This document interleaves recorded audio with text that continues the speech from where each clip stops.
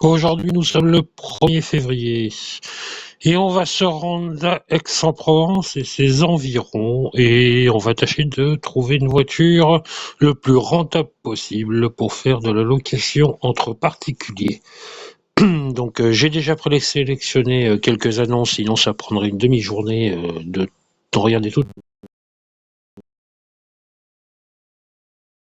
en vidéo et je vais vous montrer pourquoi je choisis telle voiture ou telle autre voiture.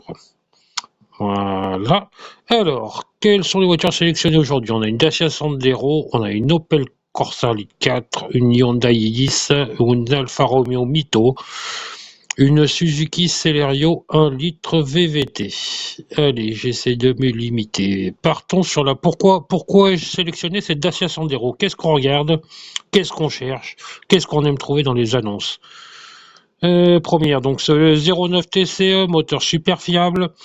Qu'est-ce qu'on a envie d'avoir quand on veut faire de la location entre particuliers, sachant qu'il nous faut une voiture plus récente que 2012? Là, on est sur 2009, on dit plus génial. On va pouvoir louer cette voiture et la garder pendant 7 ans ou 6 ans. J'ai pas regardé la première de mise en circulation. 6 ans. 65 000 km elle a, donc je peux la garder jusqu'à 150 000 km, mais j'ai peut-être pas envie. Voilà, on voit rapidement qu'elle a un petit toutouk ici, là, autour du pare-choc, hein, il y a un petit bidule. Maintenant, on est à 7290 pour une voiture de 2019, on n'est pas très cher.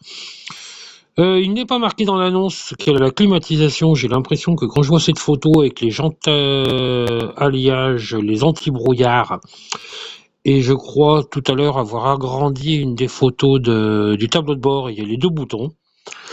Donc on est pas mal. Et puis à la limite, c'est quoi? Là, je vois ici, là, hop, sur le toit, il y a les barres de toit en plus. Et c'est gratos, je la revends sur le bon coin et je la loue 100. Donc on est sur une voiture, voilà, 18 janvier, donc là on l'a. Donc on peut la louer quand même très longtemps, franchement, avec le carnet d'entretien, les factures, le contrôle 300% le tableau de bord. On est bon, on a la clim. J'aime bien. Voilà, vous savez que j'ai un petit faible pour les Sandero, c'est pas sexy pour aller chercher une nana ou un mec ou pour draguer à la sortie des boîtes de nuit, si vous y allez encore. Moi j'y allais quelque temps, mais en tout cas, on est sûr que ça rapporte des sous parce que c'est fiable et ça coûte pas cher en entretien et en assurance. Deuxième voiture dans les mêmes tarifs à 100 € près, on est sur une Opel Corsa. Alors là, c'est une 3 portes, ça risque éventuellement de limiter un tout petit peu la location, mais on n'est pas cher. On est sur une voiture de 2016 avec 94 000 km. Sur ces années-là, le 1 litre 4, c'était pas encore les moteurs PureTech, donc 1 litre 4 édition, c'est la finition avec le 90 chevaux. Globalement, moteur très fiable. Faire attention quand même aux bobines qui ont tendance à s'user rapidement sur ces voitures. On est sur une voiture, donc je l'ai dit, donc d'avril 2016, une première main encore, donc là on va avoir normalement tout le carnet d'entretien tamponné, garantie 12 mois, c'est toujours sympa. La climatisation, l'intérieur, comme je le dis, un peu limitatif sur les 3 portes, mais je l'ai sélectionné parce qu'elle a l'air très propre. Quand on voit défiler les photos, elle est à vitrolles. Et franchement, les photos de vous à moi laissent augurer, elle n'a pas de petits coups comme la Sandero tout à l'heure qui était 100 € plus cher, mais de 2019. Ce qui aurait pour moi une rentabilité plus longue et plus intéressante. Allez, on part aussi sur mes petits chouchous Hyundai. Alors, ça aussi, pour draguer, c'est pas bon. Par contre, pour louer, c'est très bon. On est dans les mêmes tarifs, on est sur une 2017, 72 000 km. Alors, ces petites voitures, elles sont super fiables. Celle-ci, elle est à...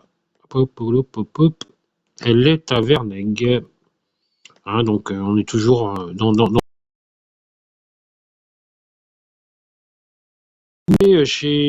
donc après en seconde main. Donc, ça veut dire que c'était une première main revendue aux concessions Hyundai.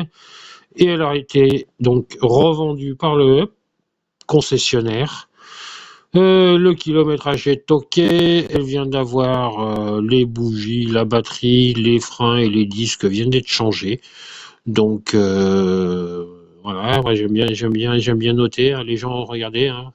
Hop, il y a des jantes en pôle, hein, en pôle position si vous achetez cette voiture avec ces jantes. Allez, on rigole pas, les errare humanum est.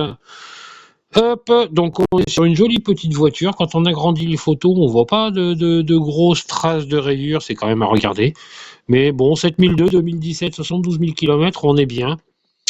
Même si là, on regarde et qu'on veut faire un investissement purement locatif, quelque part en 3 voitures, qu'est-ce qu'on s'aperçoit? La Dacia, elle a 65 000 km, malgré qu'elle a le petit tchouchouk devant. C'est une 2019, ça reste la mieux placée pour l'instant, mais c'était 3 voitures différentes que je voulais vous présenter.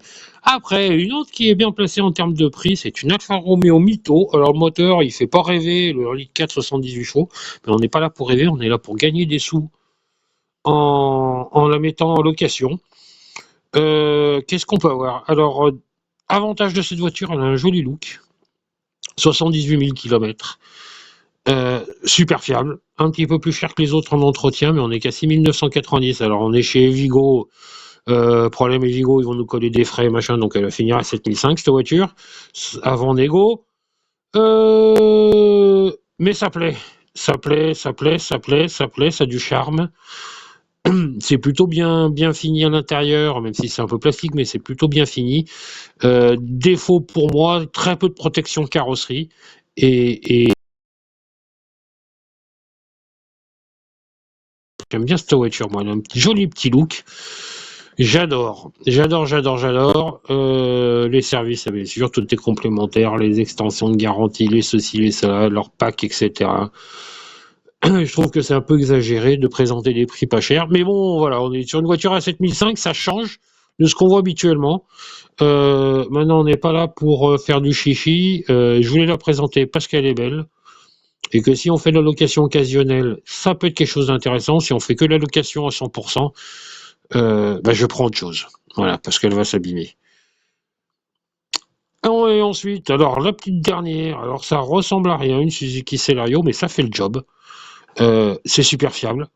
C'est pas la finition la plus basse, donc celle-ci a la climatisation obligatoire. Si vous regardez, il y a 17 photos en totalité. Sur toutes les photos, je vois pas de gros dommages carrosserie pénibles. L'intérieur est plutôt basique, c'est une 2015, elle a que 70 000 km, à 6 500, on est quand même sur des tarifs qui sont sympas.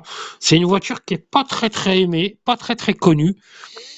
Donc éventuellement, avec une possibilité de négociation de prix qui se rapprocherait des 6002, 6003, on serait bien quand même. Voilà, elle est de fin 2015 et franchement, enfin ouais, ces petites voitures. Alors le problème, c'est que ça se loue pas pour les week-ends, mais moi j'aime bien parce qu'à ce tarif, ça en fait une voiture très intéressante en termes de rentabilité. Voilà, on est dans le domaine de la Twingo, de la C1, etc. Et ça a 4 portes, un petit coffre. Et donc, on se retrouve avec un tarif très correct. Maintenant,